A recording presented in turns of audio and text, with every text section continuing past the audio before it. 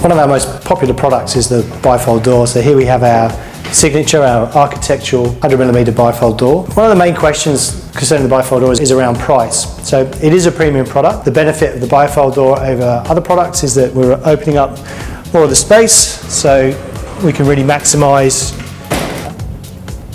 the usability of the space onto an entertainment area or a view. It's important when you're weighing up to work out different options. So for example, this space here, 2.4 metres wide, this could be a sliding door, for example, or it could be a stacker door. So there are options other than the bifold. What we find with a lot of customers is there might be that one area where you want the wow factor. So it could be opening onto a deck or a view. So maybe only have one bifold on the job, but that would be maximising that one area. So to give you a rough idea in terms of cost, if we were to, the most economical option in this space would be a sliding door. If we were to install a bifold door, it's roughly going to be about 100% more than the sliding option.